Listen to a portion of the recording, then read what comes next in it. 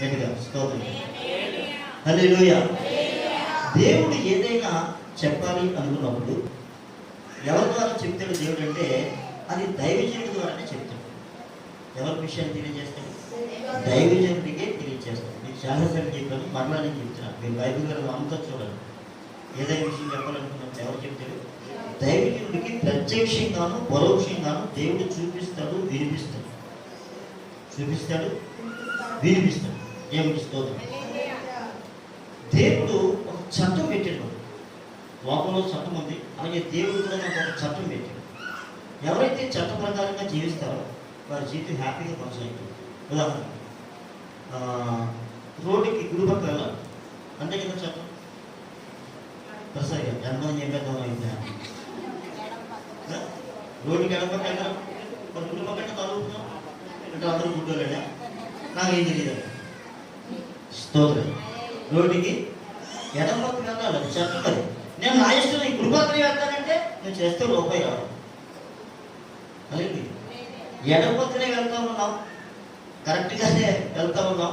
ఏదో కుదరడం జరిగింది, ఏదో అయింది, నువ్వు పోయినా నీ పిల్లలకో తల్లిదండ్రులకు ఎవరికో ఎంతో కొంత రుణమో పనమో ఇస్తారు. అలాగే నువ్వు పోతావు, మేము చేసినట్టు అవుతావు, మేము చేసిన దాన్ని అవుతావు. ఎందుకని ఆ రూల్ పాటించినాడు. దేవుడికి స్తోత్రం. ఫ్రంట్ వీల్ ఎందుకు పడితే కేసే మీకు? ఫ్రంట్ వీల్లో బ్యాక్ వీల్.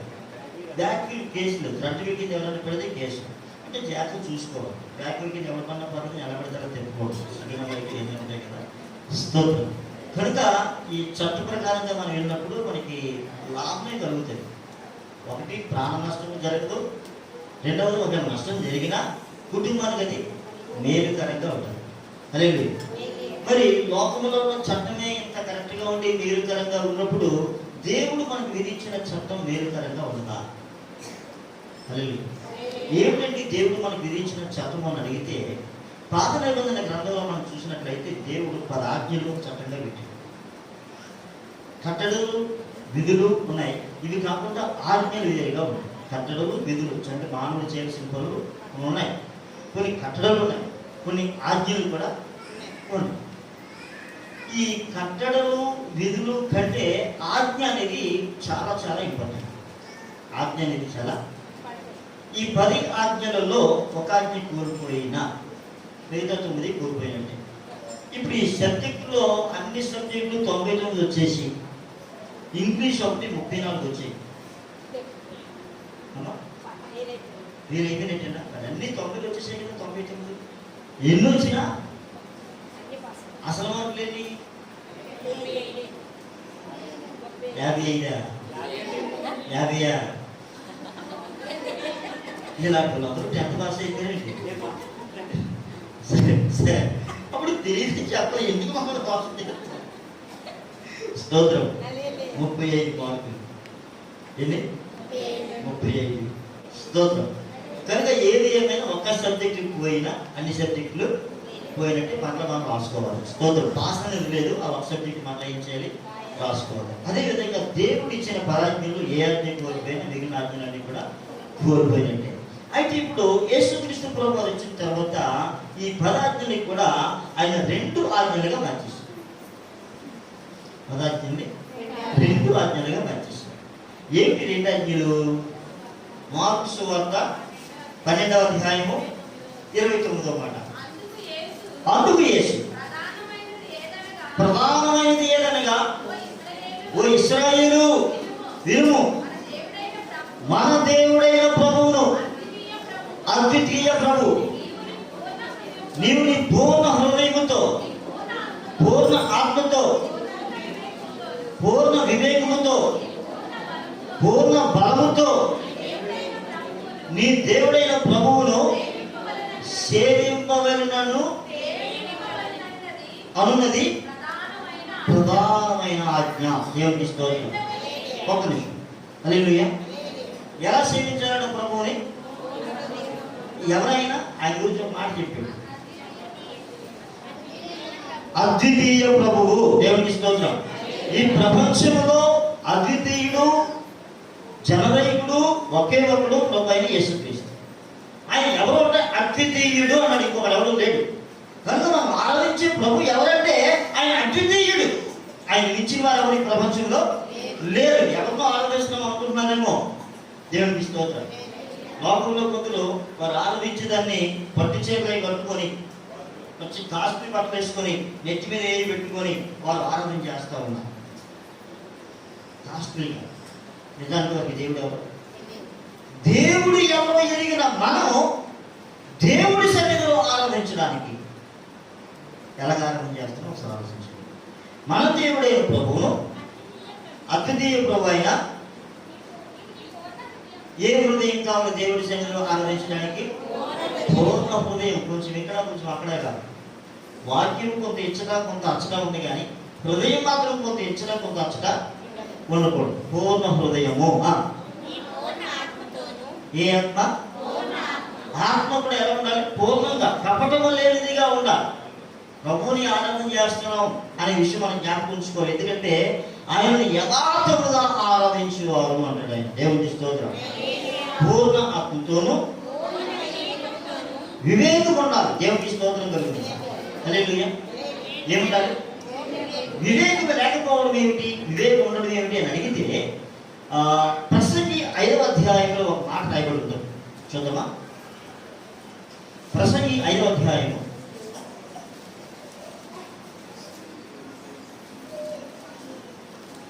ఏంటి ఇంతసేపా? నీవు నీ దేవుని మందిరములకు పోవునప్పుడు నీ ప్రవర్తన జాగ్రత్తగా చూసుకోనము. బుద్ధిహీనులు అర్పించినట్లుగా బలి అర్పించడం కంటే సమీపించి ఆలోచించడం శ్రేష్టము. నీవు దేవుని మందిరములకు పోకున్నప్పుడు నీ ప్రవర్తన అంతా కూడా ఎలా చూసుకోవాలి? జాగ్రత్తగా. మందిరానికి వస్తా ఉన్నామంటే ఆశ్రయపురానికి వస్తా ఉన్నాం, దేవుని కౌగిలిలోకి వస్తా ఉన్నాం, తండ్రి ఇంటికి వస్తా ఉన్నాం. ఎంత సంతోషంగా రావాలంటే మాడుమోగా వేసుకుని రాక సంతోషంగా. లేదు లేదు, నీ హృదయంలో 2 మనసులు అనుకోడు. ఈరోజు పాస్టర్ గారు ఏం చెప్తాడో చూద్దాం. ఏమైనా తేడా చెప్తే వాయించేద్దాం అన్నట్టు అనుకోడు.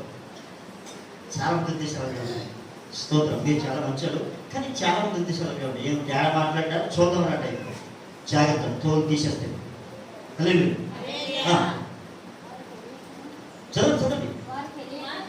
వారు తెలియకయే ఎవరు? లోకంలో ఉన్నవారు. దేవుడు ఎవరు అర్థం కాని వాళ్ళు తెలియక దుర్మార్గ పనులు చేస్తారు. నీవు దేవుని సన్నిధిని అనాలోచనగా, అంటే ఎలా ఉండకూడదు? ప్రార్థనకు వచ్చేసి ఆరాధనలో కూర్చొని అయితే ప్రార్థన చేస్తూ కూర తప్పేలా ఆ మీద మోక పెట్టానా లేదా, స్టవ్ కట్టేనా లేదా, గ్యాస్ ఆఫ్ చేసేనా లేదా, తలుపు వేసేనా లేదా. చాలా మంది ఆలోచన అలాగే ఉంటుంది. అయ్యో 12:30 అయిపోద్ది అనుకున్నాను, ఈ నగలది పుట్టడు, కూర చల్లారిపోయేలా ఉంది, నగలు వేడి చేయాలా, పోగొట్టేసి ఉంటుంది దానికి అని ఆలోచించబడుకుంటుంటారు. ఏం ఇష్టం లేదు. ఎందుకని ఈ ఆత్మాన్ని కదా లేక ముక్క కొందరు వారం నాడే తెచ్చుకుంటారు, కొందరు సంతలో తెచ్చుకుంటారు, కొందరు ఆదివారం నాడే. ఇంకో మరి స్పెషల్ నాకు అర్థం కాదు. ఇవాళ కూడా స్పెషల్ ఏం ఇష్టం ఏముండాలి? పండి కింద ముక్క. హల్లెలూయా హల్లెలూయా. కొందరికి ముక్క లేకపోతే భోజనం చేయి. అలాంటి వారి కదా నవరా స్తోత్రం. కొందరికి ఏమి లేకపోతే భోజనం చేయగలరు. వంకాయ ఉంటాం, అది ఏదో చీకలే. హల్లెలూయా. బీరకాయ అంటారు కొందరు. హల్లెలూయా. అన్నప్పుడు తెలుస్తుంది బాగా. ఎంత బీరకాయ చేసేది 80 రూపాయలు. టమాటీ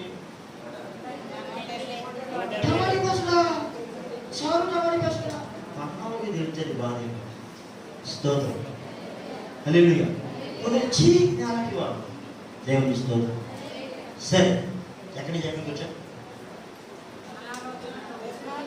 అనాలోచనగా దేవుడి సన్నిధిలో వండుకోండి. హల్లెలూయా. అంటే ఎప్పుడైతే నువ్వు దేవుడి సన్నిధికి వస్తా ఉన్నావో నీ కాన్సన్ట్రేషన్ అంతా కూడా నేను దేవుని మందిరానికి వెళ్తా ఉన్నాను, ప్రభు నాతో ఏం మాట్లాడుతాడు, ప్రభు నాతో మాట్లాడండి అనే హృదయంతో మనం వచ్చినప్పుడు ఖాళీ కొండలు నిండు కొండలుగా వెళ్తాం.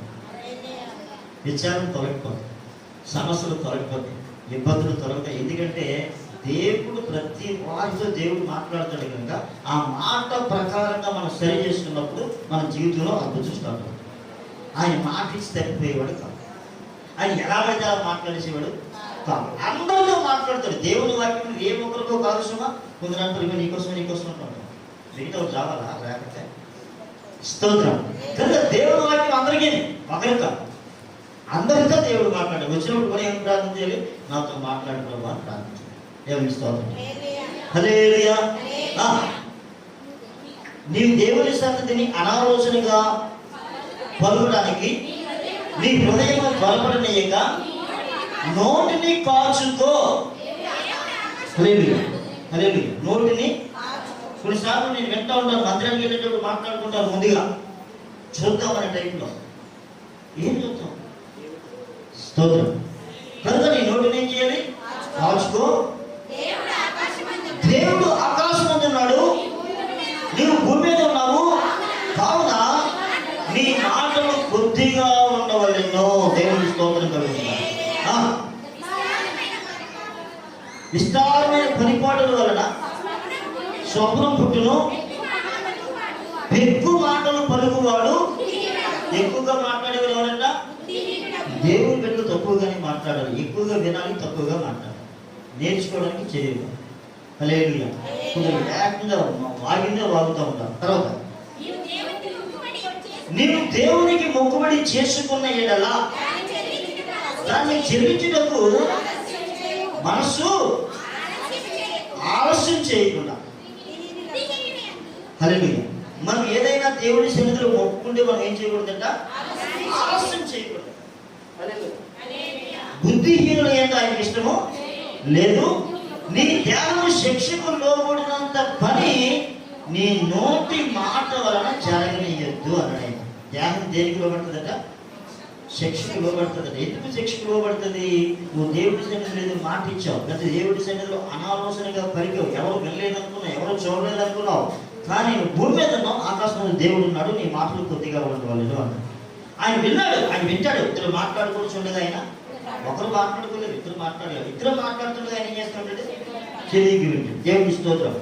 అలా జరిగిన ఒక సందర్భం మీకు చెప్పండి. వెనకాలలో అమ్మాయి మార్గమున వెలుచున్న ఇద్దరు మాట్లాడుకుంటుండగా యేసు ప్రభు వారు వారితో కూడా వింటూ నడిచి, ఇద్దరు మాట్లాడుకుంటుండగా ఆయన ఏం చేశాడు? ఆలోచించాడు. ఏం మాట్లాడుకుంటున్నారని అడిగాడు యేసు ప్రభు వారు. మీరు ఏం మాట్లాడుకున్నారయ్యా? అప్పుడు ఆలోచిస్తున్నారు. ఎందుకు ఇలా మధ్యలో యేసు గురించి విషయాలని చెప్తా ఉన్నారు. దేవునికి స్తోత్రం. యేసు ప్రభు వెళ్ళిపోయిన తర్వాత వాళ్ళు అంటా ఉన్నారు, ఆయన మనతో మాట్లాడుచున్నప్పుడు మన హృదయములు మండలేదా? దేవునికి స్తోత్రం. హల్లెలూయా. దేవుని మాట మంట కలుగు చేస్తుంది మన హృదయంలో. దేవుని కొరకైన ఆసక్తి. దేవునికి స్తోత్రం. సరే, కనుక మనం ఎలా పడితే అలా దేవుడి సన్నిధికి వచ్చినప్పుడు మన మాటలు కొద్దిగా ఉండాలి. ఎలా పడితే అలా మాట్లాడకూడదు. ఎలా పడితే అలా మొక్కుబడి చేసుకోకూడదు. కొన్నిసార్లు మనము చెప్తూ ఉంటాం, మొక్కుబడి చెప్తూ ఉంటాం, ఎక్కడి నుంచి నేను అంటాం కానీ నడిచిపోతూ ఉంటాం.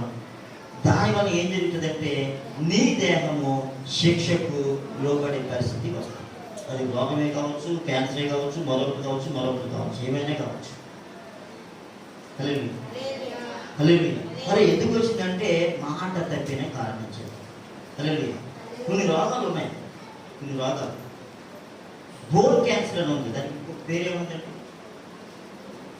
బోన్ క్యాన్సర్కి మరొక పేరు లుకేమియా. హల్లెలూయా. ఎముకలకు కుళ్ళు. ఎముకలు కుళ్ళు అంటే బోన్ బాగా మెత్తపడిపోతాయి. ఎందుకు మెత్తపడతాయంటే దానికి కారణం ఏంటంటే మత్సరము ఎముకలకు కుళ్ళు. అంటే మత్సరం అనే ఆ గుణం ఎవరు కలిగి ఉంటారో. మత్సరం అంటే ఏంటి? ఎదురు వారు బాగుంటే వాళ్ళలేము, వారి కోసం ఒకటి ఉంటే రెండు చెప్తాము. హల్లెలూయా. ఇతరులను రెచ్చగొడుతూ ఉంటుంది. వారు నెమ్మదిగా ఉంటారు. మత్సరం కలిగిన వాళ్ళు ఎలా ఉంటారు? ప్రశాంతంగా ఉండలేరండి. ఇంట్లో గొడవ లేకుండా ఉండలేరండి. ఎప్పుడూ గొడవ కావాలి. ఎవరైనా క్షేమంగా ఉన్నా, ఎవరైనా ఇద్దరు మాట్లాడుకుంటున్నా వాళ్ళకి నచ్చడం. స్తోత్రం. ఈ మత్సరం ఎవరు కలిగి ఉంటారో వారు బోన్ క్యాన్సర్ వస్తుందని దేవుని వాక్యం చెప్తారు. మత్సరం ఎముకలకు పురుగు అన్నాడు. హల్లెలూయా, హల్లెలూయా. సరే, మనం ఎక్కడి నుంచి ఎక్కడి నుంచో మళ్ళీ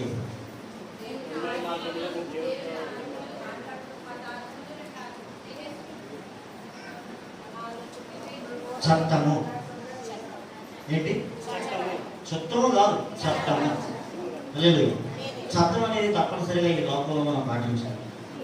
చట్టం దగ్గర నుంచి వచ్చే మనం చట్టం ప్రకారంగా మనం జీవించినప్పుడు మనకి ఏ ప్రాబ్లం కూడా ఉండదు. అలాగే దేవుడు కూడా మనకి చట్టం ఇచ్చాడు. మనం చట్టం విషయాన్ని మాట్లాడుకుంటూ ఉన్నాం. దేవుని మందిరానికి వెళ్ళినప్పుడు ఎలా ఉండాలని మాట్లాడుకున్నాం. దేవుని మందిరానికి వెళ్ళినప్పుడు నీ ప్రవర్తన జాగ్రత్తగా చూసుకో అన్నాడు. మన ప్రవర్తన ఎలా ఉంది జాగ్రత్తగా చూసుకోవాలి. ఈ వారంలో మనం ఎక్కడైనా తప్పిపోయేమా ఆ విషయంలో ప్రభుత్వ క్షమాపణ అడగాలి. దేవుని మందిరానికి రావాలి. వచ్చిన తర్వాత ప్రభు నాతో మాట్లాడని అన్న తర్వాత ఆయన మాట్లాడుతున్నప్పుడు ఒకవేళ వాక్యం మనం ఏమైనా పొడిస్తే పాస్టర్ గారు కదా ఆయన ఉండవరా పోతావరా నాకు అనుకోకుండా ప్రభు నన్ను క్షమించండి, ప్రభు నన్ను ఇంకా నేను అలా చేయను ప్రభు, అలా చేయకుండా నీ కృపను ఇవ్వండి ప్రభు, అలా చేయను అని చెప్పాలి. అలా చేయకుండా నీ కృపను ఇవ్వండి, ఇక్కడ నుంచి నీ మాట ప్రకారంగా నేను జీవిస్తాను అని నువ్వు ఎప్పుడైతే దేవుడిని అడుగుతావో, ప్రభుని ఎప్పుడైతే అడుగుతావో ఆటోమేటిక్గా ఏమవుతుంది మన జీవితం? లేదు, దేవుని స్తోత్రం. హల్లెలూయా, హల్లెలూయా. అంటే మనం ఎక్కడ సరి చేయబడాలి? దేవుని గని, పరలోకపు గని, పరలోకానికి వెళ్ళడానికి గని దేవుని సన్నిధి. దేవుని స్తోత్రం. దేవుని సన్నిధిలో పూర్వం ఒక మాట ఉండేది, ఆశ్రయపురం అనేది ఒకటి ఉండేది. ఏ పురం? ఆశ్రయపురం. ఆశ్రయపురం అంటే ఆశ్రయపురం ఎవరైనా గొడవలు జరుగుతూ ఉంటాయి కదా, కోపం వచ్చి పొడి చేసుకోవడం గట్రా జరుగుతూ ఉంటాయి కదా, ఈ చంపేసుకోవడం ఉంటాడు కదా. ఈ చంపేసిన తప్పనిసరిగా మిగతా ఏం చేస్తారు? కొంతమంది చట్టానికి అప్పగిస్తారు, పోలీసులకు అప్పగిస్తారు, సొంత రీతిలో జరుగుతాయి. అయితే అలా జరగకుండా వాడు ఎక్కడికైనా దూరంగా పారిపోయి వాడికి ఒక ఊరు ఉంటుంది ప్రత్యేకంగా. ఆ ఊళ్ళోకి వెళ్ళిపోయిన తర్వాత ఒక స్థలం ఉంటుంది అన్నమాట. ఆ స్థలంలోకి వెళ్ళిపోయిన తర్వాత అంతవరకు ఎవరైనా వస్తారు, కానీ లోపలికి వెళ్ళి అతను బయటికి లాక్కొచ్చి కొట్టే అధికారం ఎవరికి లేదు. అది చట్టమే. లోపలికి వెళ్ళి బయటికి లాక్కొచ్చి కొట్టే అధికారం ఎంతవరకు అంటే ఆ ఆశ్రయపురంలోనికి వెళ్ళకుండా ఉన్నంత వరకే. వెళ్ళిన తర్వాత ఇంకా ఆ వ్యక్తిని ఎవరు ముట్టుకోవడానికి అవకాశం లేదు. దానికి కొంత టైం అని ఉంటుంది. మాట్లాడి ఎప్పుడు బయటకు వచ్చినప్పుడు కూడా అది కూడా టైం ఉంటుంది. ఆ టైం దాటిన అతను బయటకు వచ్చిన ఎవరు ఏం చేయకపోవడం. స్తోత్రం. ఇప్పుడు ఒక ఐపీ అనేది ఒకటి ఉంది కదా, అంటే వ్యాపారంలో లాస్ అయిపోయినా లేకపోతే అన్యాయంగా ఇతర సొమ్ము దొబ్బేసినా వీళ్ళు వెళ్ళి ఐపీ పెట్టేస్తూ ఉన్నారు. అంటే అయ్యా మేము లాస్ అయిపోయామంటే మా దగ్గర డబ్బులు లేవంటే చెప్తూ ఉన్నారు. అప్పుడు కోర్టు వరకు స్టే ఇస్తుంది. వాడు బయటకు వచ్చిన తర్వాత దర్జాగా తిరుగుతాడు. వాడి దగ్గరికి వెళ్ళి ఎవరైనా నాకు 5 లక్షలు ఇవ్వాలి, ఇస్తావా చస్తావా అంటే అని పోలీసులు తీసుకుపోతాడు. ఆడు అన్యాయస్తుడే, కానీ ఆడు ఏం తెచ్చుకున్నాడు? చట్టం తెచ్చుకున్నాడు. నేను లాస్ అయిపోయినా నా దగ్గర లేదని. ఎవరిని మోసం చేసాడు? ప్రజల్ని మోసం చేసాడు, కోర్టుని కూడా మోసం చేసాడు. ఎవడైతే పాపం అరుగుడో వాడు కూడా డబ్బులు అడుకుంటే అన్యాయం జరిగిపోతుంది. అలాగే ఇలాగ చాలా మంది జరుగుతూ ఉంది. ఇది చాలా చోట్ల జరుగుతూ ఉంది. ఎక్కడికి వెళ్ళిపోయాడు? ఆశ్రయపురానికి వెళ్ళాడు, కోర్టుకి. జాగ్రత్తగా అర్థం చేసుకో. అలాగే అయితే మనకి 2 కోర్టులు ఉన్నాయి. భూమి మీద ఒక్కటి ఉంది, పరలోకంలో ఒక్కటి ఉంది. నాకు తెలిసినప్పుడు రాజేంద్ర ప్రసాద్ జూనియర్ కాలేజీలో కాలేజీ నడుపుతున్నాడు. మొత్తం అందరి దగ్గర చీట్లు వేసి సంపాదించి 1,90,00,000 దాచి ఐపీ పెట్టేసింది. ఐపీ పెట్టేసిన తర్వాత ఇంక వాటిని ఎవరు అడగడానికి వీలు లేదు. వాడికి ఒకడే కొడుకు. వాడు టీ దాటానికి టీ షర్ట్ లేదు.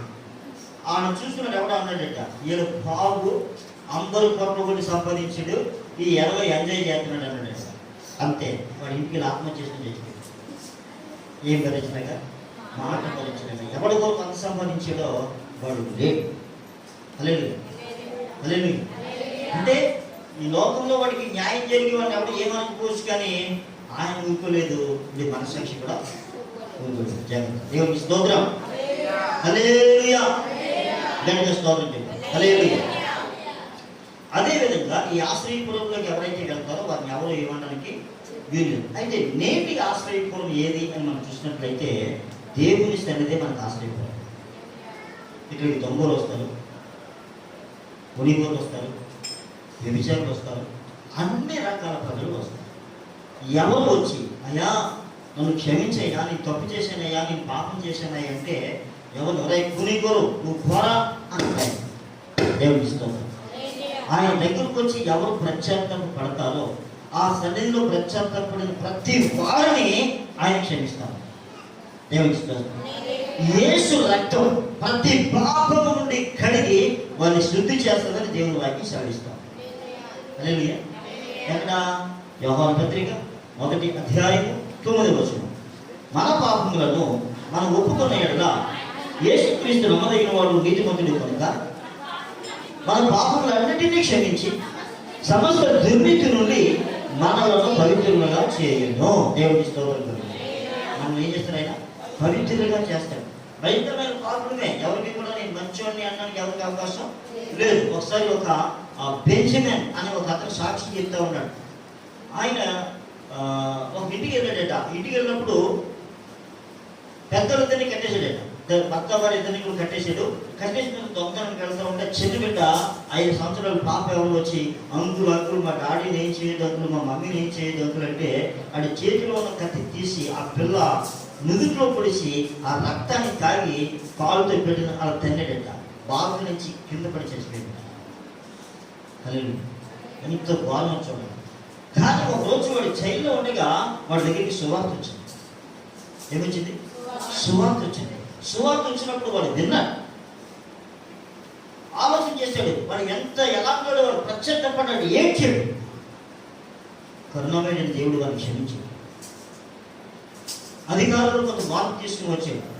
వీళ్ళు జైల్లో ఉండగా వచ్చిన మార్పును బట్టి వాళ్ళు ఏం చేశారంటే శిక్షను తగ్గించాడు.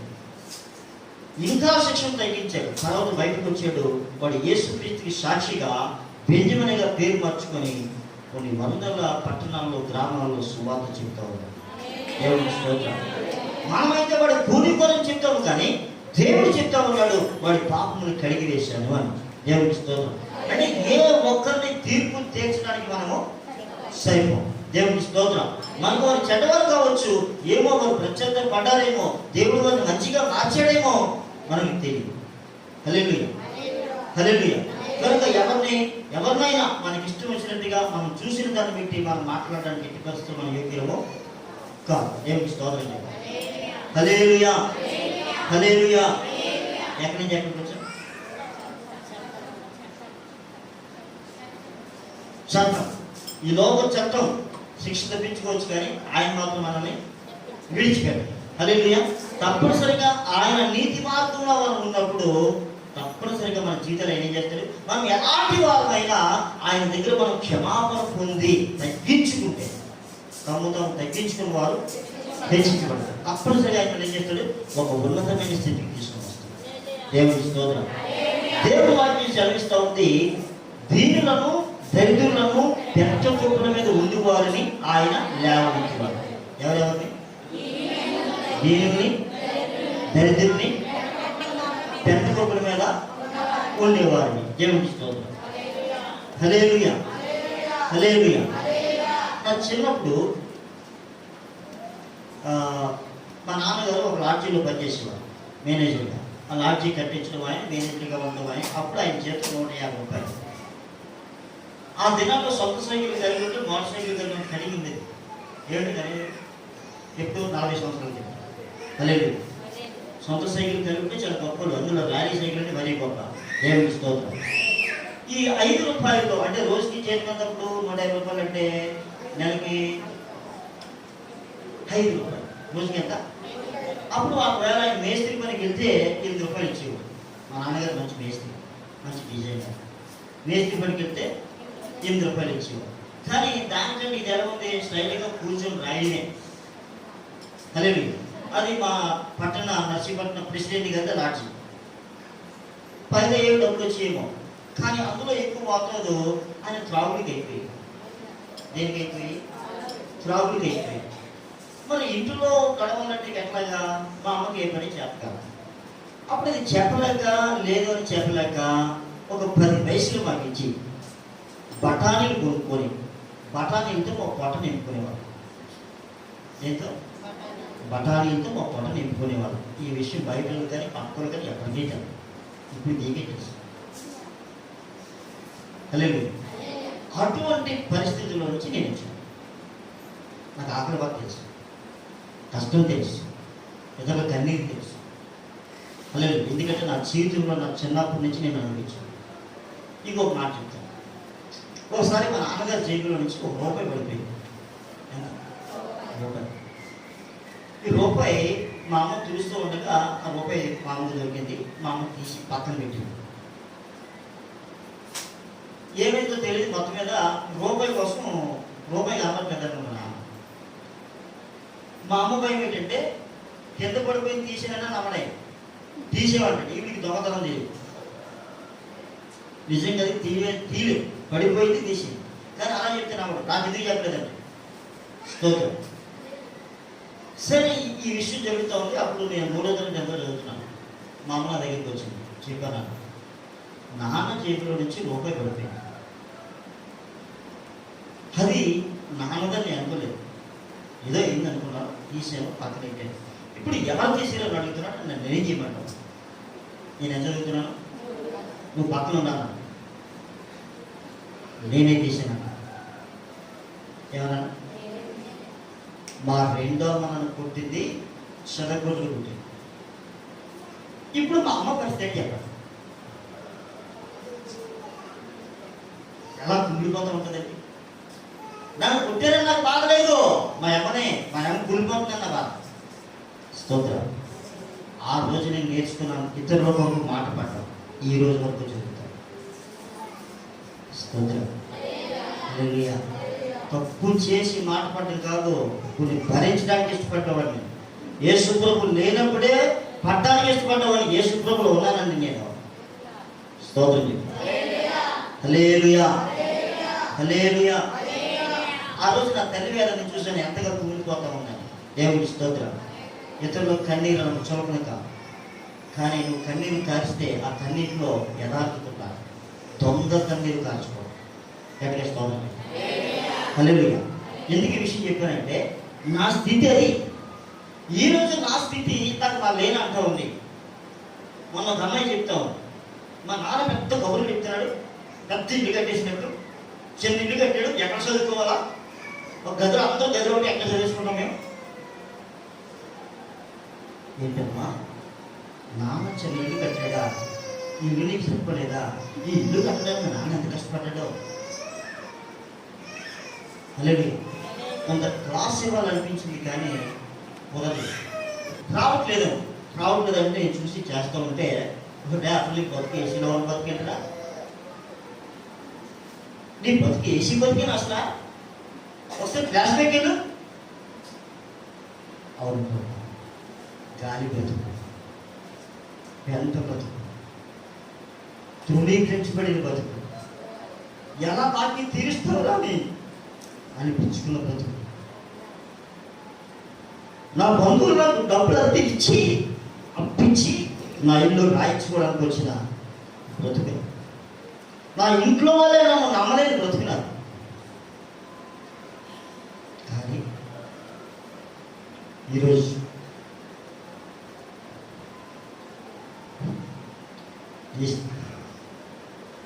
ఆయన దగ్గర యథార్థంగా ఉంటాం. ప్రతి వారికి ఆయన ఇస్తాడు. ఆయన చెప్తూ ఉన్నాడు, దీనులను దరిద్రులను పెద్ద కుప్పలకు వారిని లేవనెత్తుతాడు. దేవునిస్తాడు.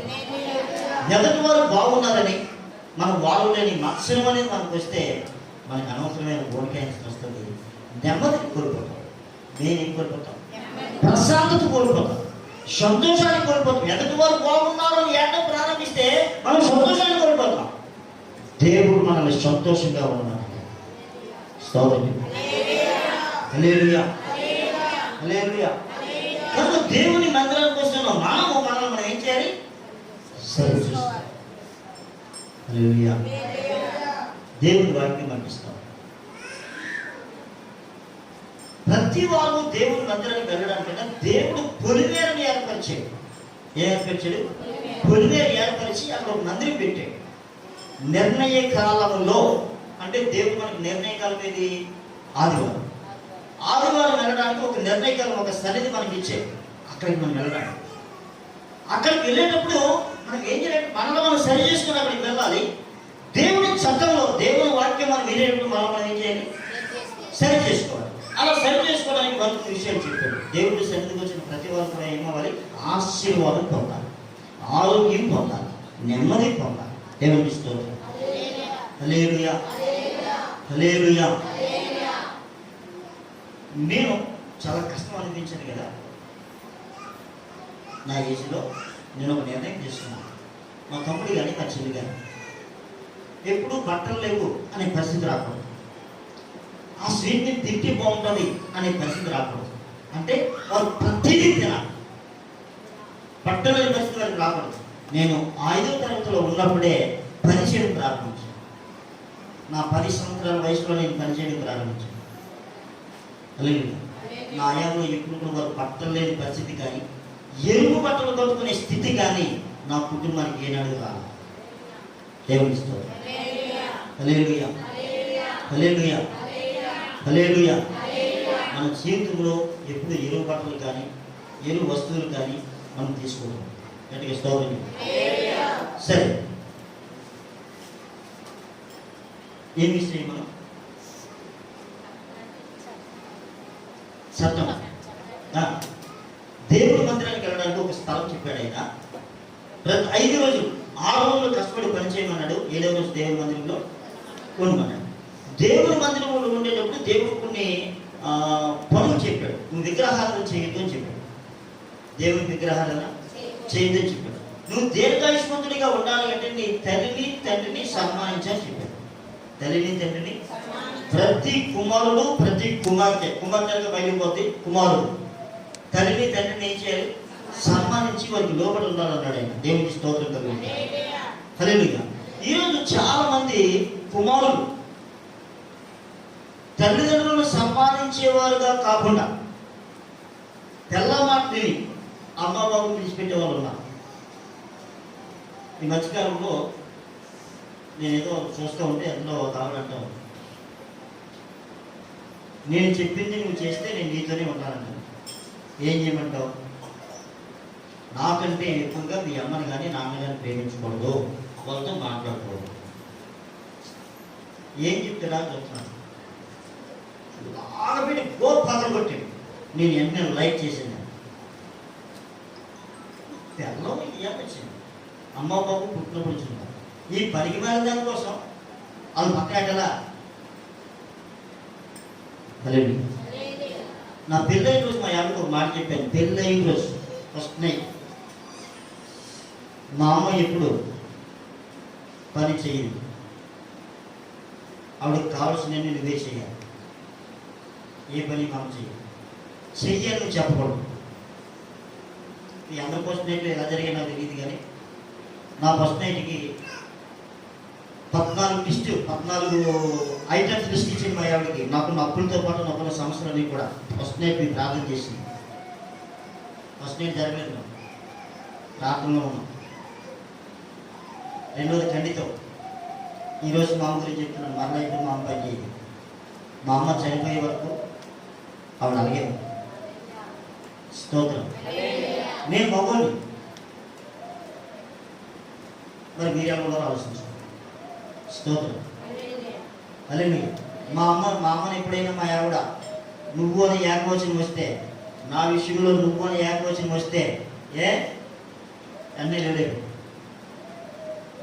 భర్తని ఏ ఒక్కరు కూడా నువ్వు అని ఏకవచనంతో పిలవడం అనేది క్రైస్తవ మర్యాద కాదు, లోకంలో మర్యాదగా నాకు తెలియదు. దేవుని స్తోత్రం చెప్పి. హల్లెలూయా, హల్లెలూయా. ఈరోజు చాలా మంది కోడలు అత్తగారంటే కనీసం లేచి నిల్చోవడం కూడా లేదు. ఎంత దౌర్భాగ్యం. అమ్మాయిలు జాగ్రత్త. అత్తమామలు ఏం చేయాలి? గౌరవించాలి. భర్త కంటే పెద్దవారిని ఏం చేయాలి? గౌరవించాలి. లేదంటే మన పెంపకం కోసం మాట్లాడతారు. ఏం పెంపకం నాకు దీన్ని అడుగుతారు.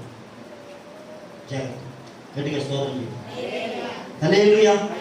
ఈ లోక మర్యాద కాక దేవుని మర్యాదను మనం పాటించాలి. నువ్వు దీర్ఘాయుష్మంతుడు ఉన్నట్లుగా నీ తండ్రిని రోజు పువ్వులేసి దండం కట్టమని కాదు. హల్లెలూయా.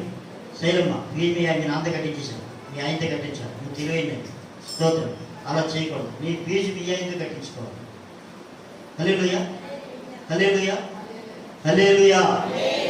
పెళ్ళి అయిపోయింది కదా, స్తోత్రం చేద్దాం. మీ నాన్న కూడా మంచిడే, నేనైతే బయటికి పోకుండా స్తోత్రం చేద్దాం. హల్లెలూయా, చెప్పండి గట్టిగా హల్లెలూయా.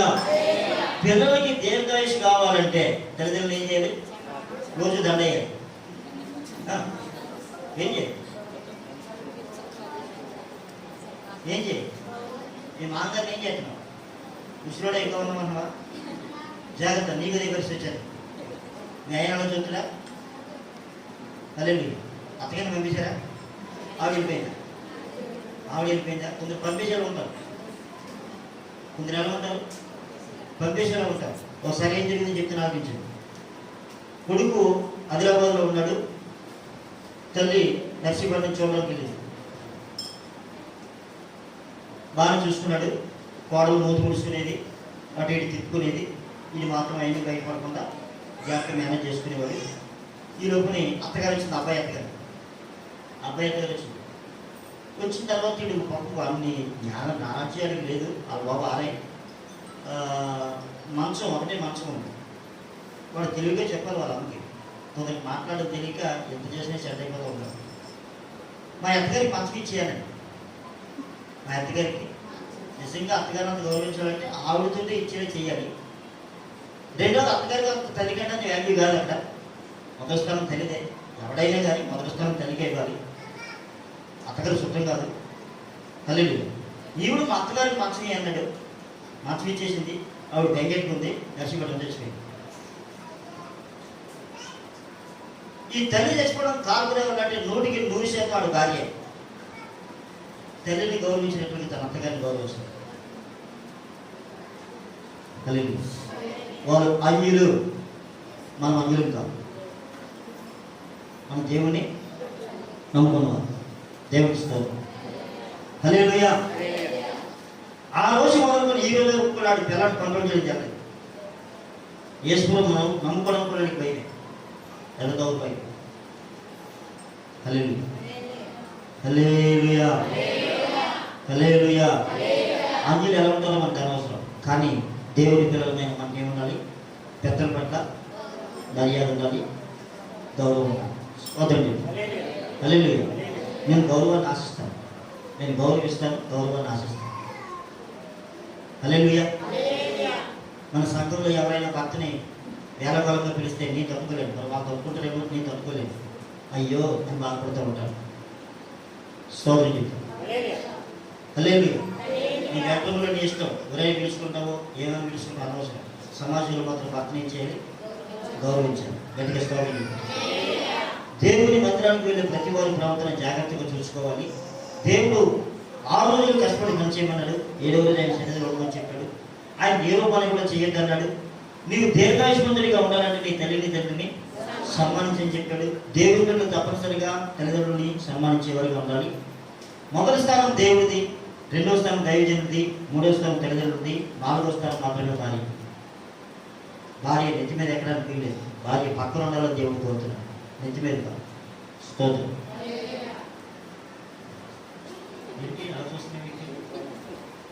నేను అనవసరంగా ఎక్కించుకున్నాను, ఏమన్నా అనలేదా? నాకు అలాగే పడుతుంది. గట్టిగా స్తోత్రం. హల్లెలూయా, హల్లెలూయా. మీరు ఎవరు నెత్తి మీద ఎక్కించుకోలేదే అనుకుంటున్నాను, నేను ఎక్కించుకున్నారా? స్తోత్రం. హల్లెలూయా.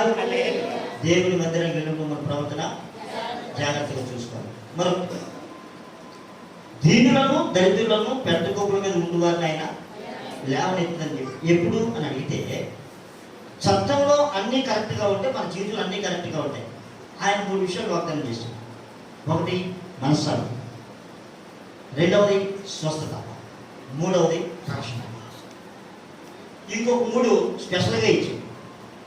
దీర్ఘాయుష్, సుఖవంతమైన జీవితం, శాంతి. బోనస్ అన్నమాట. మెయిన్ ఏంటి?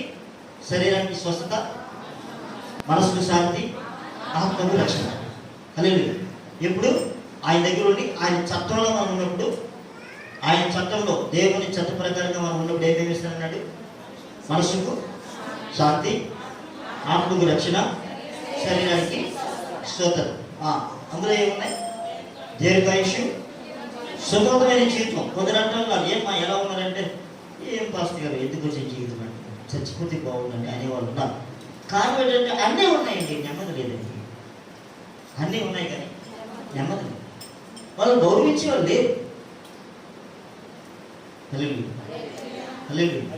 అందరూ చులకనగా చూసేవాళ్ళే.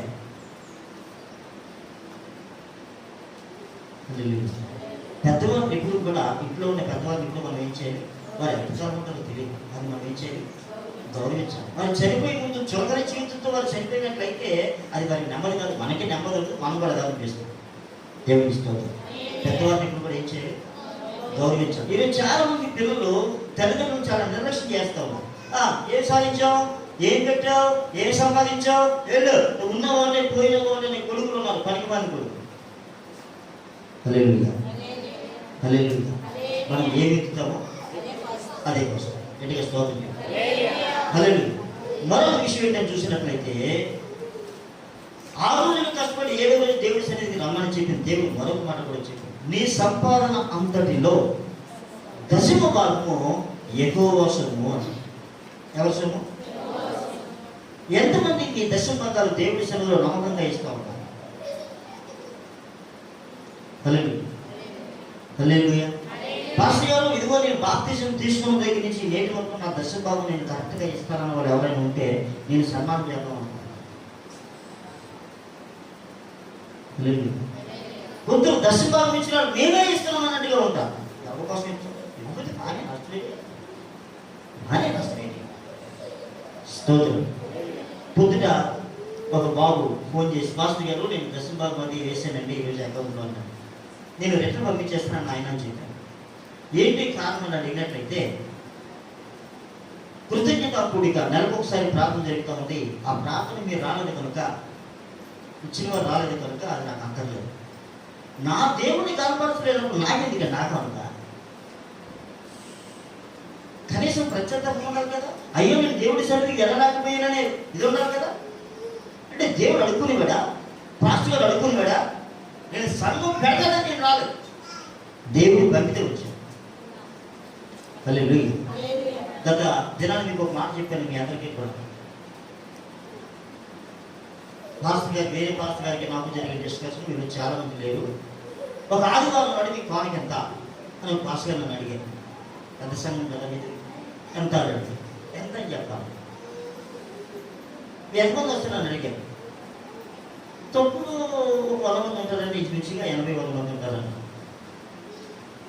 అయితే ఇంచుమించు మీకు 10-15 వేలు కానుక వస్తుంది ఆదివారం. అదేంటండి అంటే ఈరోజు ఎక్కడ కూడా 100 నుంచి 500 కాల్ చేసే వాళ్ళు ఉంటారు, లోపేసి వాళ్ళు ఎవరు అని చెప్పింది. మీరు చెప్పింది వస్తుందంటే మాకు వస్తుందండి అని. ఎంత? 13 నుంచి 15 ఆదివారం కానుక.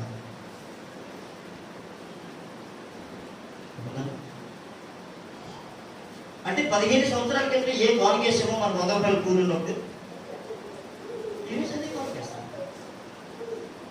100 రూపాయలు కూలి నొప్పి వేసిన దానికే 500 రూపాయల కూలి కూడా. అంటే దేవుడు అడుగుకునే వాళ్ళే అన్నమాట. ఒకసారి మనం దేవుడు ఏం చేస్తున్నాం? మీరు నాకు ఎంత కాలం ఇచ్చారు పక్కన పెట్టండి. కానుక ఇస్తారని మీ ఇంటికి రాను, నేను కానుక ఇవ్వలేదని మాని దేవుడు నన్ను పంపిస్తే తప్పనిసరిగా వస్తాను. కొందరు ఏళ్ళకి వెళ్ళకపోవడం కాబట్టి కంగారు పడతా ఉంటారు. పాస్టర్ గారు కానుక ఇవ్వాలి, సైడ్ అయిపోయి బ్యాచ్లు కూడా ఉన్నాయి. లోపల సైడ్ అయిపోయి హృదయంలో తగ్గిపోయి ప్రజలు బయటికి బాగా ఉంటారు. కానీ ప్రభుత్వం చూపిస్తూ ఉంటాడు. కొన్నిసార్లు నేను తగ్గించుకొని అక్కడికి వెళ్ళినా నాకు అవమానం ఎదురవుతుంది కనుక నేను అందరి ఇళ్ళకి వెళ్ళను. స్తోత్రం. హల్లెలూయా. ఎందుకంటే పాస్టర్ గారు వస్తే కానుక కోసమే వచ్చానని మైండ్ కొందరు ఫిక్స్ అయిపోయింది ఆ స్థితినప్పుడు. హల్లెలూయా. కనుక మనము ఇచ్చుటిలో మనం వాక్యం చదివాం కదా, ఈ గుడి నువ్వు ఏ కొలతతో కొలుస్తావో నీకు అదే కొలత కోరబడుతుంది. హల్లెలూయా. ఇప్పుడు ఒక ఇంటికి నేను వెళ్తూ ఉంటాను. కొన్ని ఇళ్ళకి వారానికి కలిసి 2 సార్లు వెళ్తాను. అలాగని ఒక్కొక్కసారి 500 200 అందుకు వెళ్ళట్లేదు కదా. స్తోత్రం. నేను కొన్ని ఇళ్ళకి సంవత్సరాలుగా వెళ్ళలేదు. వాళ్ళు ఎప్పుడైనా నన్ను పాస్టర్ గారు మా ఇంటికి రావట్లేదు, మా ఇంటికి రండి అన్నారు. పిలిచారు ఎవరైనా మా ఇంటికి రండి పాస్ గారు, మా ఇంట్లో ప్రార్థన పెట్టండి పాస్ గారు, మా ఇంట్లో ప్రార్థన పెట్టండి అడిగారా? మీరు పక్కింటి వచ్చి వెళ్ళిపోతున్నారంటే పాస్ గారు మా ఇంటికి కూడా రండి అన్నారు ఎవరైనా? హల్లెలూయా, హల్లెలూయా. మీ పరిస్థితి దేవుడికి తెలుసు. కొందరు పాస్ గారు మా ఇంటికి రావాలని కోరుకునే వాళ్ళు ఉన్నారు, అమ్మ వస్తున్నాడు రాబాబు అనుకునే వాళ్ళు ఉన్నారు. ఈ రెండు ఆయనకి తెలుసు. దేవుడికి స్తోత్రం. ఆయన ఎక్కడికి నడిపిస్తాడో అక్కడికే వెళ్ళడం జరుగుతుంది. ఎక్కడ స్తోత్రం. హల్లెలూయా, హల్లెలూయా. కనుక దేవుని సన్నిధిలో దేవుణ్ణి అడుక్కునేవాడిని చిల్లర దేవుడిగా చేయాలి. ఒకవేళ కాలుకి ఎక్కువ వస్తే తినేయడానికి మేము రెడీగా లేవు. గోల్డ్ సేవ ప్రతి ఆదివారం ఆ ఊరిలో రావాలంటే 800 రూపాయలు అయ్యింది. బండి మీద వచ్చినా 300 రూపాయలు అవుతుంది. వచ్చే కానికి 1300, 1400 అయితే 800 రూపాయలు పెట్టుకుని వెళ్ళాలని చాలా సుఖంగా వెళ్ళాలని కాదు, టైంకి వెళ్ళాలి. నీకు వెళ్ళాలని టైంకి వెళ్ళాలి, సుఖం కోసం కాల్సిన నేను ఇంకా కష్టపడడానికి రెడీ, అడ్డానికి రెడీ. స్తోత్రం. మీ ఆలోచన చెప్తారు, జనాలు ఊహలు చెప్తారు. నా హల్లెలూయా, హల్లెలూయా. ఇప్పుడు చెప్పండి, ఈ కానుకుంటా నన్ను సేవగా చేయకుండా మీరు ఎంతమంది దేవుని దర్శనం ఇస్తున్నారో మీకు తెలుసు, ఎంతమంది ఎవరితో మీకు తెలుసు. హల్లెలూయా. కానీ దేవుడు నన్ను విడిచిపెట్టాడు. నా పని నేను ఆయన చేస్తాను, ఆయన నన్ను విడిచిపెట్టాడు. నా ప్రతి అవసరమైన తీరుస్తాడు. గట్టిగా స్తోత్రం. హల్లెలూయా. దశమ భాగం అనేది యెహోవా ఇవ్వాలి. ఆయన సమయానికి ఇవ్వాలి. నేను ఇవ్వను అంటే మానే. యేసుప్రభువు వారు పాటించాడు. యేసుప్రభువు వారు వచ్చి అడిగారు, ప్రభు మరి కైసరికి పన్ను కట్టాలి, నువ్వు కట్టవ పన్ను అని అడిగారు. ఆయన ఇంటి పన్ను కాదేది, మనిషి బ్రతకడానికి పన్ను, అంత ఘోరంగా పన్ను. అయితే పై రూపము రాత్రి చూపించండి అంటే చూపించాడు. అయితే కైసరికి ఇవ్వండి, దేవునికి ఇవ్వండి. కైసరికి ఓకే, దేవునికి ఏమిటంటే అన్ని దేవుడికి.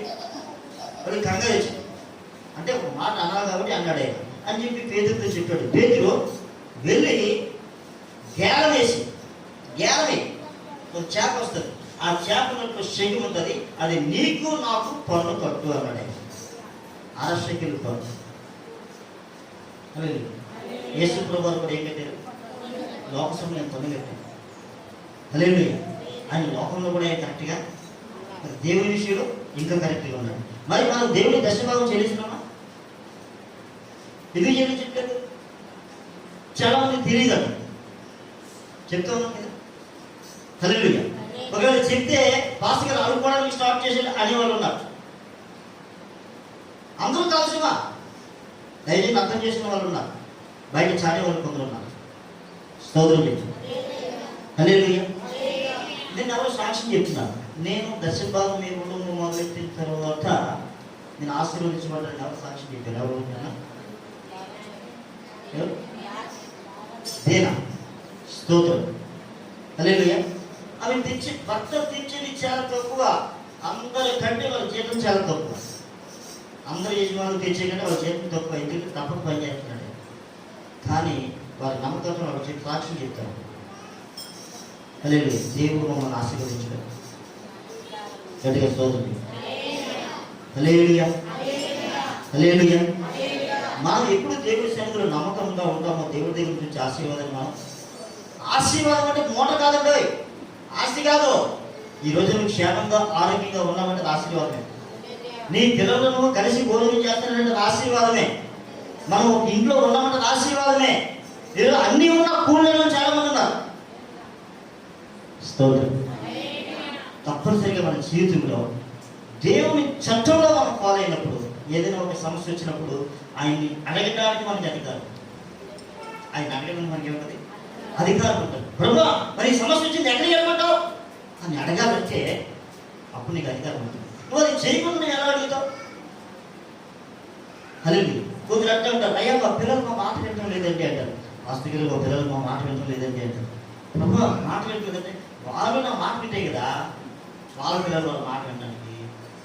మన ఆయన మాట వినకుండా ఆయన నా మాట వింటాడు. దేవుడికి స్తోత్రం. పాస్టర్ గారు మా పిల్లలు మా మాట వినట్లేదు. వెంటనే మనం ప్రశ్నించుకోవాలి, నేను దేవుని మాట వింటా ఉన్నానా, నేను దేవుడు చెప్పినట్టు చేస్తా ఉన్నానా? హల్లెలూయా, హల్లెలూయా, హల్లెలూయా. మరొకసారి మాట మనం చదువుతాం. యెహెజ్కేలు గ్రంథం 14వ అధ్యాయం.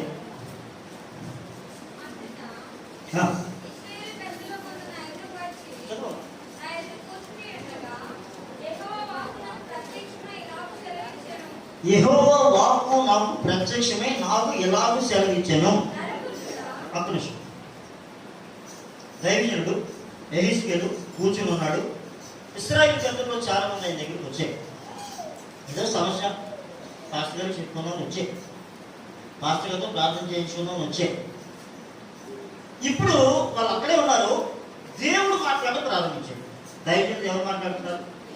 దేవుడు మాట్లాడటం ప్రారంభించాడు. ఏమని మాట్లాడుతున్నాడు? నరపుత్రుడా, ఈ మనుషులు తమ హృదయములలో విగ్రహములను నిలుపుకొని దోషము పుట్టించు అభ్యంతరము తమ ఎదుటనే పెట్టుకొని ఉన్నారు. వీరు నా యొక్క ఏమైనా విచారణ చేయదగునా?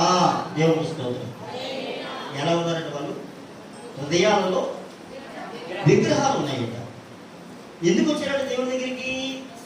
విచారణ చేయడానికి, సమస్యలు విన్నవించడానికి వచ్చారు దైవజనుడి దగ్గరికి, దేవుడి సన్నిధికి. దేవుడు మాట్లాడుతున్న దైవజనుడితో వీళ్ళు వచ్చారు.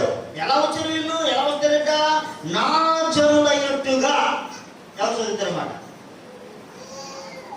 నా జనులైనట్టుగా వారిని ఎదురు కూర్చుండి నీ మాటలు వింటారు. ఎవరు వేగం చేస్తారు? వారికి ఏదైనా చేస్తాం.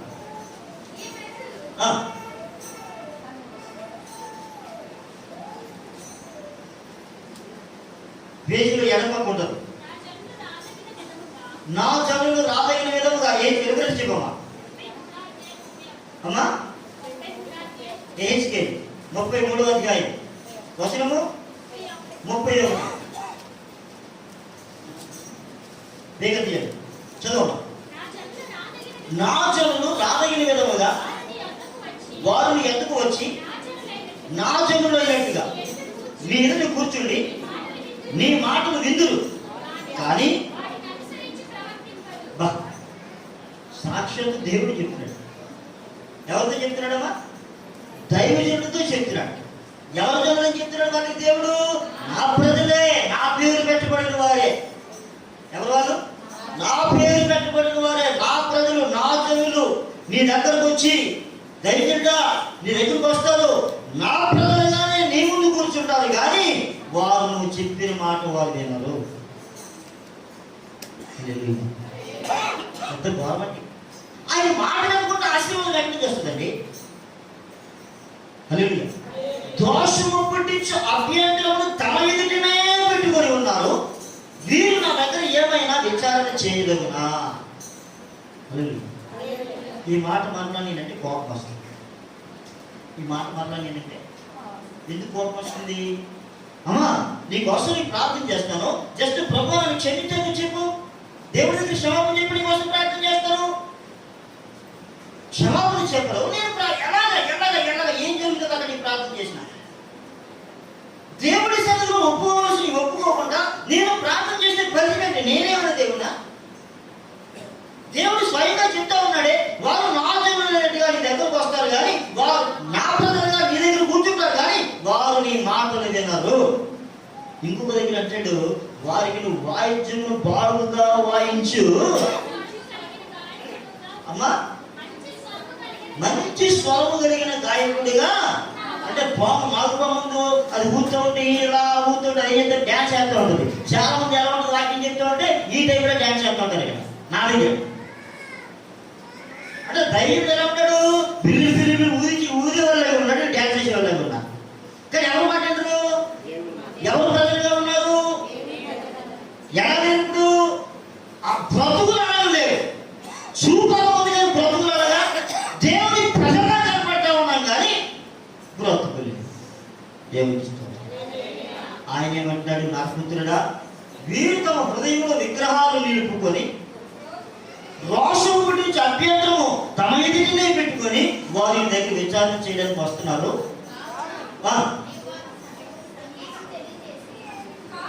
కావున సంగతి తెలియజేసి ఎలాగ చెప్పుము, ప్రభువైన యెహోవా సెలవిచ్చినదేమనగా తమ విస్తారమైన విగ్రహమును బట్టి తమ మనస్సుల విగ్రహమును నిలుపుకొని తమకు దోషము కలుగు చేసుకొని తమ ఎదుట అభ్యంతరం పెట్టుకొని ప్రవక్త యొద్దకు వచ్చి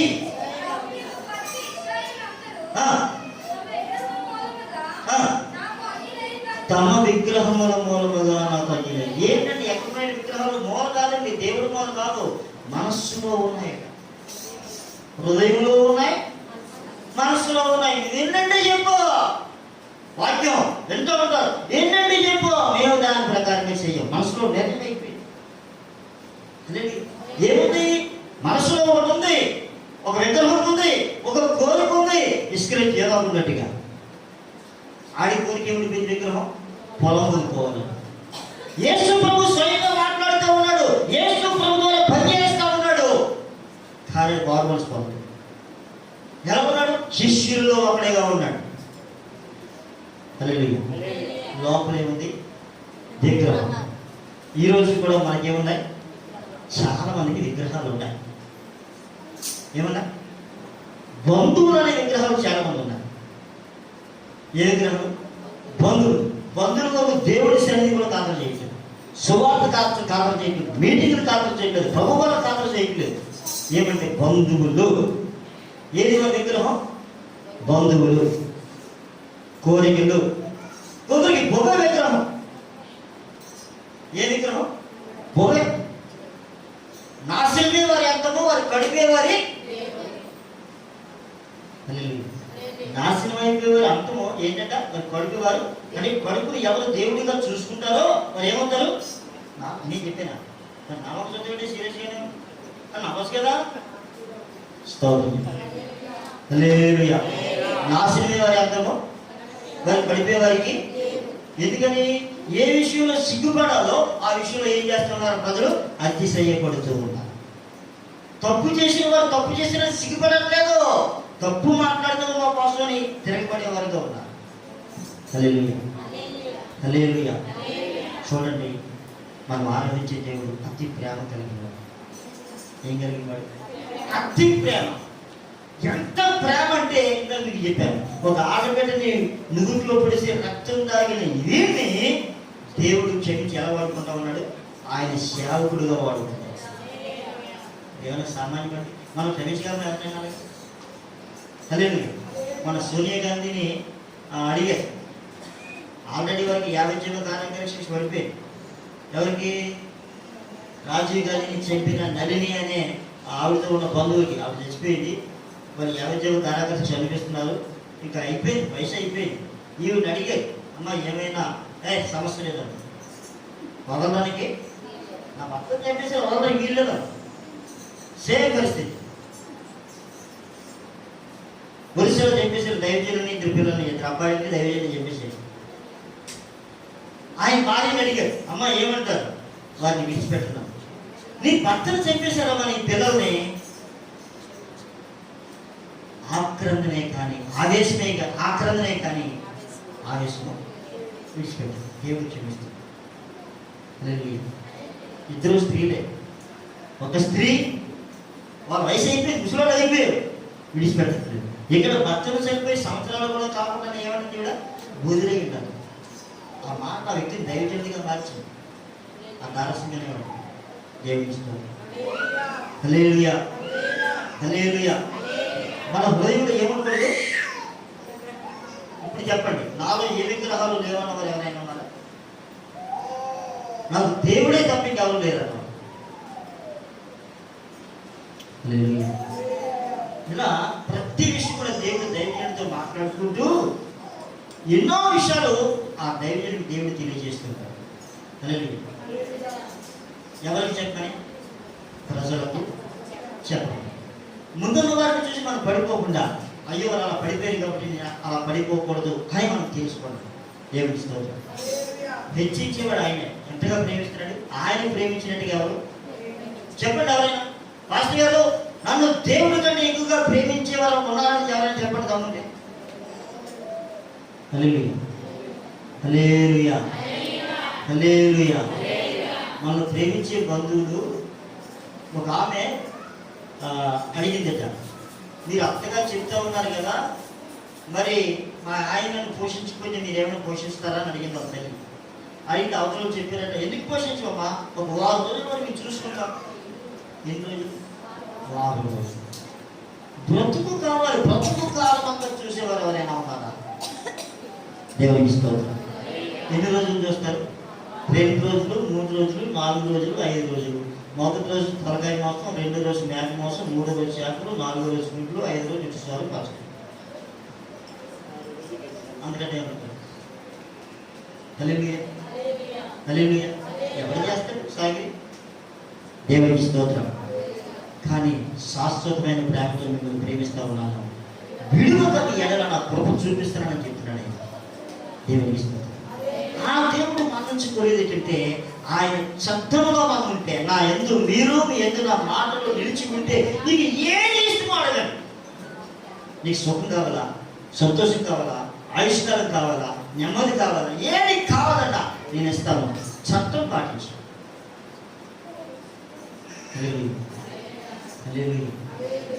నెమ్మది లేకుండా విస్తారమైన ధనం ఉంటే ఉపయోగం ఏంటి? స్తోత్రం చెప్పాము. హల్లెలూయా, హల్లెలూయా. ఏం పొందాలి దేవుడి దగ్గర నుంచి? కృప. ఏముందా? లేకపోయినా ఏం కావాలి? కృప కావాలి. కృప లేకపోతే ఎన్నున్నా వేస్ట్. హల్లెలూయా. ఎంతగా ప్రేమిస్తున్నాడు ఆయన? 1000 తరాలు.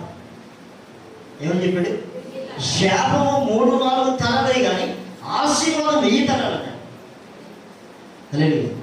మీ అందరికీ ఒక మాట చెప్తాను, జాగ్రత్తగా అర్థం చేసుకోండి. మన కోపం కొంతవరకే, కానీ దేవుని కోపం కొంతవరకు కాదు. ఎవరి పట్ల? మన పట్ల కాదు, శత్రువు పట్ల. హల్లెలూయా, హల్లెలూయా. మనం జస్ట్ నోరు మూసుకొని ఊరుకుంటాం. అన్యాయం విషయంలో మనం నోరు మూసుకొని ఊరుకుంటే పకాయి తీసుకుంటాం. ప్రేమ కలిగిన దేవుడు ఆయన చేతిలో పట్టడం చాలా భయంకరం. హల్లెలూయా. ఒక రోజు నేను నాకు ఆశ్చర్యపోయా ఆయన చేసిన పనికి. హల్లెలూయా. ఏం చేశాడు? లేదా నేను ఆపేస్తాను, ముగించి ఆపేస్తుంది, ఆపేస్తుంది. 2 నిమిషాలు. రాజుగారిని పిలిచాడు పాస్టర్ గారు. పాస్టర్ గారు రాజుగారిని పిలిచాడు. బాబు, ఇక్కడ అమాలేకీయులు అనేవాళ్ళు ఉన్నారు. ఎక్కడ? ఇక్కడ అమాలేకీయులు అనేవాళ్ళు ఉన్నారు. వారిలో ప్రతి వాడిని చంపే, పిల్లల్ని, పెద్దల్ని, పశువుల్ని, మొత్తం అన్నింటి చంపే. శేషం అనుకుంటారు. ఎవరు చెప్పారు? దేవుడు దైవజనుడికి చెబితే దైవజనుడు రాజుకి చెప్తాడు. అప్పుడు ఎవరు చెప్పారు? దేవుడు చెప్పాడు. ఏమని? ఆ అమాలేకీయులు అనే వాళ్ళు కొనుగోడు, వాళ్ళు లేపేమని చెప్పి నువ్వు చెప్పు అంటే ఇప్పుడు ఈ దైవజనుడు చెప్పాడు. ఎవరా దైవజనుడు? పేరు చెప్పారు? సమూయేలు. హల్లెలూయా. ఏం పేరు? సమూయేలు. సమూయేలు పిలిచాడు. ఇదిగో నాయన, అమాలేకీయులందరూ దేవుడు లేపేమన్నాడంటే ఈయన చేసి రాజుగారి పొగం చాలా జాలి కలిగిన ఈ ఇంకొకరు కబురెట్టి, ఇదిగో దేవుడు పలానా జనాంగా లేపేమన్నాడు, మీరు వాళ్ళతోనే కలిసిపోయి ఉన్నారు, మీరు వాళ్ళతో కలిసి ఉంటే మీరు కూడా లేచిపోతారు, కాబట్టి మీరు అక్కడి నుంచి అర్జెంటుగా వెళ్ళిపోండి, అవి లేపెత్తమని చెప్పారు. అప్పుడు కెనీయులు అనే ఒక జనాంగము వారి మధ్య నుంచి వెళ్ళిపోయారు. అంటే ఎవరు మిగిలేరు? అమాలేకీయులు మిగిలేరు. అమాలేకీయులు ఎవరు అనుకూడదు? ఎవ్వరూ అనుకోడు. ఈ అమాలేకీయులు సౌలుకి ఏమైనా అన్యాయం చేసేరా? రాజు అయిన సౌలుకి అన్యాయం చేసేరా? కొన్ని సమూయేలుకి ఏమైనా అన్యాయం చేసేరా? దైవజనుడికి అన్యాయం చేయలేదు, రాజుకి అన్యాయం చేయలేదు. కొన్ని వాళ్ళ గ్రామానికి ఏమైనా, పట్టణానికి, దేశానికి ఏమైనా అన్యాయం చేశారా? అక్కడ కూడా అన్యాయం చేయలేదు. కానీ దేవుడు చెప్పినాడు. హల్లెలూయా, హల్లెలూయా. ఏమిటి, ఏం జరిగింది అని అడిగితే ఇశ్రాయేలీయులు ఐగుప్తు దేశం నుంచి వచ్చేటప్పుడు నా ప్రజలకు దారి లేదు. ఏమేమి లేదు? నా ప్రజలకు దారి లేదు. ఎవరి ప్రజలకి? ఈ భూమి ఎవరిది? ఆయన పుట్టించిన భూమి, ఆయన పాదాలు పెట్టుకునే పేట, ఆయన ప్రజలు ఉండడానికి హక్కుదారులు కాదా? వెళ్ళడానికి హక్కుదారులు కాదా? కానీ వీళ్ళు ఈ అమాలేకీలలో ఇదేదో మా సొంతం అన్నట్టుగా మీరు ఇలా వెళ్ళడానికి వీల్లేదన్నారండి. దేవుడి మైండ్లో చేస్తున్నారు. దేవుడి మైండ్లో ఇప్పటికి 400 సంవత్సరాలు అయింది. అంటే ఆ విషయం సౌలుకి తెలియదు, సమూయేలుకి తెలియదు, ఎవరికి తెలియదు. మరి ఇదేమిటి? ఎప్పుడు మైండ్లో పెట్టుకున్నాడు ఆయన? 400 సంవత్సరాల కిందట. చూడండి దేవుని కోపం కలుగుతుంది. 20వ అధ్యాయం నిర్గమాకాండము 6వ వచనం చూడండి. నన్ను ప్రేమించి నా ఆజ్ఞలు కైకొన్న వారిని ఎన్ని తరాలు? 1000 తరాల వరకు నన్ను ప్రేమించంటే నా మాట విని నా మాట ప్రకారంగా జీవించే వారిని 1000 తరాలు పంపిస్తాను. దాని పై వచనం 5వ వచనం. ఎలా ఎదుగా నేను దోషం కలిగిన దేవుని నన్ను ద్వేషించి వారి విషయంలో అదండి. దేవుణ్ణి ద్వేషించే వారి మీదకి వచ్చే కోపం ఎప్పుడుది? 3-4 తరం. అదే ఇక్కడ ఎన్నో తరం మీదకి వచ్చింది? 4వ తరం వారు. ఏమనకూడదు? ఆయన శాసనం ఉండకూడదు. దేవునికి స్తోత్రం కలుగుతుంది. కారణం ఏంటంటే వారి పితరులు, వారి తాత తల్లిదండ్రులు నా ప్రజలను అవమానించారు కనుక నేను వారిని క్షమించను. హల్లెలూయా. ఈరోజు మనం బాగానే బతికేయచ్చు, ఈరోజు మన పిల్లలు బాగానే బతికేయచ్చు. కానీ మన భవిష్యత్తు ఉంటుందే, అది క్షేమంగా ఉండాలంటే ఇప్పుడు మనం దేవుడి సన్నిధిలో పడితే 1000 తరాలు దేవుని ఆశీర్వాదం మనం ఎదుగుతాం. ఎన్ని తరాల ఆశీర్వాదం? 1000 తరాల ఆశీర్వాదం మన పిల్లల పిల్లల పిల్లలని గంట. ఈరోజు మనం సరి చెయ్యబడకపోతే మన మనవలు ఎన్ని తరాలు? 3-4 తరాలు శాపం వారి మీద. అంటే దేవుడు ఏం మర్చిపోవట్లేదు? పితరులు చేసిన తప్పిదాలు దేవుడు అది మనం జ్ఞాపకం చేసుకోవాలి. దేవుడికి స్తోత్రం కలుగుతుంది. ఇప్పుడు దేవుని మాట మనం వినకపోవడానికి మనం ఏపాటి వారిని ఆ మాట నుంచి ముగిస్తాం. 15వ అధ్యాయం ఏహెచ్కే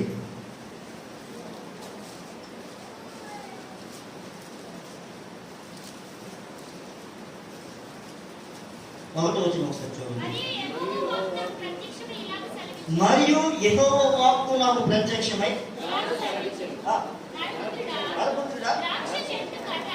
ద్రాక్ష చెట్టు కర్ర, అడవి చెట్లలో ఉన్న ద్రాక్ష చెట్టు కర్ర తగ్గిన చెట్లు కర్ర కంటే ఏమైనా శ్రేష్టమా? ఏ పనికైనా ఆ కర్రను ఉపయోగిస్తారా? ఏ యొక్క ఉపకరణం తగిలించడానికి మేకుగా దాన్ని ఉపయోగిస్తారా? అది పొయ్యిలో పెట్టడానికే సరిపోద్ది. కానీ అగ్ని చేత దాన్ని 2 కొనలు కాల్చిన యెడల నడుము నల్లబడిన తరువాత అది మరి ఏ పనికైనా తగునా? కాలకముందు ఏ పనికి రాలేదు. అగ్ని కాలిన తర్వాత అది ఎందుకు కూడా చాలు. మానవుడు ఎలాంటి అని అడిగితే దేవునికి ఇష్టమైన ద్రాక్షావనము అన్నాడు సంఘాన్ని. సంఘము దేవునికి ఇష్టమైన. ఇప్పుడు మన స్టాక్ అని మనం చెప్తున్నాడే ద్రాక్షావనము చాలా వాల్యుబుల్, చాలా చాలా వాల్యూగా ఉంచాడు. ఎందుకంటే మనం తీసుకునే ప్రభు వల్ల ద్రాక్ష రసం దాన్ని సామాన్యంగా ఉంచలేదు. ఎంత వాల్యుబుల్ అయిన సంఘంగా నేను మాట్లాడే మాట ఏంటంటే నేను నిన్ను గణపరిచాను తప్ప నువ్వు గణపరచబడడానికి యోగ్యులవి. నువ్వు ద్రాక్షవనమే. అయితే ఈ ద్రాక్ష చెట్టు కాదు, ద్రాక్ష తీగే ఎవరైనా చెక్కలు కొట్టి మేకులుగా ఉపయోగిస్తారా? యాక్చువల్గా చెక్క మేకులు ఉంటాయి, మీకు తెలిసే తెలీదు. తొలిపై చేసినప్పుడు చెక్కలు చెక్కి మేకులుగా దిగొడతారు. కొన్ని చెక్కలు మనం బట్టలు తగినట్టు ఉపయోగిస్తూ ఉంటాం. అయితే ద్రాక్ష చెక్క తీగ దేనికైనా పనికి వస్తుందా? అది దేనికి పనికిరాదు. ఒక మొక్కలు నరికి పందుకుల మొక్కలు నరికి అటు ఇటు కాల్చిన తర్వాత అది ఏమి ఉపయోగపడదు? అసలే పనికిరాదు. మామూలుగా పనికిరాలేదు, కాల్చేవి కూడా పనికిరాలేదు. అదే మనం ఎవరినైతే దేవుడి ద్రాక్ష అంటే నువ్వు ముందు పనికి రాలేదు, దేనిగా పనికి రాలేదు అంటే నువ్వు ఎవరివి ఎందుకు పనికిరాడు, ఎందుకు పనికిరాదు అని. కానీ నేను ఎలా ఉంచాను? ఘనముగా నా రక్తంగా ఉంచాను. ఇంతకాని నేను కనపరుస్తూ ఉంటే నీకు నాకు వ్యాపారి ప్రయోజనకారివి. ఆలోచించండి. ఏమన్నా మనకి గొప్ప చెప్పకూడదు.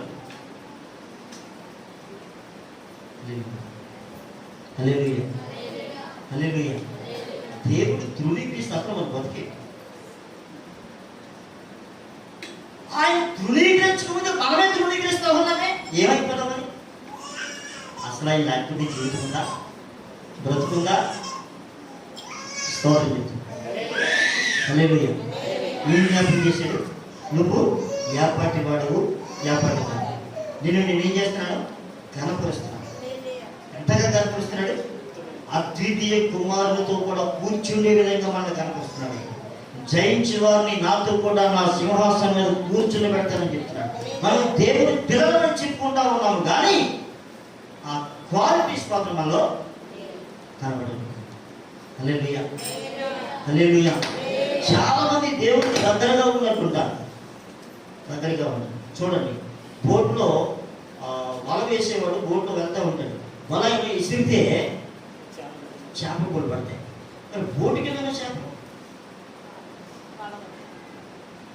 దూరంగానే పడ్డాయి. మన బతుకు కూడా లేవు. దేవుడి మందిరానికి చుట్టూ ఉన్నట్టే ఉన్నాం,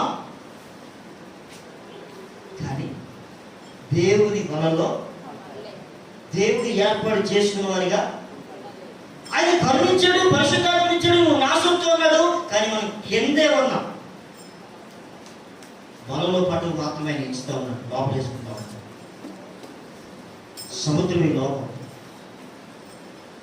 నువ్వు బోటు కిందే ఉన్నావు. హల్లెలూయా, హల్లెలూయా. విశ్వాస గృహంలోనే ఉన్నా, విశ్వాస గృహం చుట్టూనే ఉన్నా, కానీ మన బ్రతుకులు మాత్రం అని ఎవరైనా ఏలియా కుమారులు వలె ఉన్నాం. ఏలియా కుమారులు ఏమయ్యారు? దిక్కుమాలిన చావు చచ్చారు. ఏలియా వారసుడు ఎవడు? సమూయేలు. దేవుడు నాకు ఎవరు కావాలి? సమూయేలు కావాలి, ఎలీషాలు కావాలి. మీరు ఎవరైనా అలా కావాలనుకుంటే ప్రార్థన చేయండి. ప్రభువా, నీ చేతులు వాడబడే సాధనంగా ఉండాలి. దేవుని స్తోత్రం, హల్లెలూయా. ఆయన వెంబడించేవారు ఎవరిని ఆయన ఏం చేయడు? విడిచిపెట్టు. హల్లెలూయా, హల్లెలూయా. నేను ఒక మాట ఖండితంగా చెప్పగలను, నేను మిమ్మల్ని ప్రేమించినట్టుగా మీరు ఎప్పుడైనా కానీ నీ భర్త కానీ, నీ కొడుకు కానీ, నీ కూతురు కానీ ప్రేమించినాడు, నీ కోసం ప్రాణం పెట్టడానికి సిద్ధమైనకి వచ్చానని చెప్పాను. నేను నాకు ద్రోహం చేయాలని చూస్తే మీకు పుట్టగతులు. హల్లెలూయా, దేవుని వాక్యం. జాగ్రత్త. మీరు ఎలా ఉన్నారో మీరు పరిశీలన చేసుకోండి. సంఘ పరువు రోడ్డు మీదకి తీసుకుంటారు.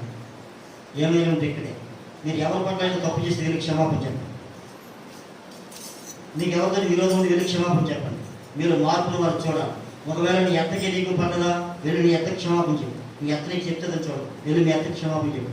మీ తోటి వాళ్ళకి మీకు పడ్డదా, వీళ్ళు వాళ్ళకి క్షమాపణ చెప్పు. నీ సంఘంలో నీ సహోదరికి ఎవరితో నీ గొడవ ఉందా, వీళ్ళు వాళ్ళకి క్షమాపణ చెప్పు. వీళ్ళు మార్పును చూడాలి వాళ్ళు ఈరోజు. హల్లెలూయా. విడిసి పట్టడానికి మన దగ్గర ఏమి లేదు. మోకరించండి, ప్రార్థన చేసుకుంటాం. శాశ్వతమైన ప్రేమతో మనం ప్రేమిస్తున్నాడు. విడువక మన ఏడవ కృపను చూపిస్తూ ఉన్నాడు. ఆయన ఎన్నో విషయాలు మనతో మాట్లాడుతూ ఉన్నాడు, ఎన్నో విషయాలు మనకు తెలియజేస్తూ ఉన్నాడు. ఈ లోక చట్టాన్ని మనం గౌరవించినప్పుడే మనకి క్షేమం. మరి దేవుని చట్టాన్ని గౌరవిస్తే మరింత క్షేమం. మరి దేవుని చట్టంలో మనం ఉన్నామా? ప్రకారంగా జీవిస్తున్నామా? తప్పనిసరిగా దేవుని మందిరంలో ఉంటున్నామా? తప్పనిసరిగా ప్రభుత్వంలో పాలువారిగా ఉంటున్నామా? తప్పనిసరిగా దేవుని భాగంలో పాలువారిగా ఉంటున్నామా? తప్పనిసరిగా దేవుని ప్రార్థనలో పాలువారుగా ఉంటున్నామా? అన్ని ప్రారంభించి మధ్యలో ఆపేస్తున్నాం. ప్రారంభించడం కాదు, కొనసాగించాలి. కొనసాగించేవారు కావాలి, వేషధారులు కాదు, పనిచేసేవారు కావాలి. గొప్ప కోసం పనిచేసేవారు కాదు, దేవుని కోసం పనిచేసేవారు కావాలి. ఈరోజు చాలా మంది వారి పేరు చెప్పకపోతే వారికి కోపం చేస్తూ ఉంది. నేనే చేశాను, ఎవరు ఇంకొకటి చేస్తాను. దేవుని కొరకు పని చేయడం దేవుడు నీకు ఇచ్చిన భాగ్యం. అని దేవుడు వందనాలు చెప్పాలి. ప్రభువా, నీ సన్నిధిలో పరకాలు వేయడానికి నాకు కృపనిచ్చావయ్యా. మహాదేవుడు అయిన నీ సన్నిధిలో పరకాలు వేయడానికి కృపనిచ్చిన దేవుడా నీకు స్తోత్రం అని చెప్పు. తొలగడానికి కృపనిచ్చిన దేవుడా నీకు స్తోత్రం అని చెప్పు. మహాదేవుడా, నీ సన్నిధిలో ఉండడమే భాగ్యం అని చెప్పు. నేనుంటే సంఘానికి ఏదో మేలు అనుకోకు. దేవుడు కృపనిచ్చేదిగా ఉంటున్నాం.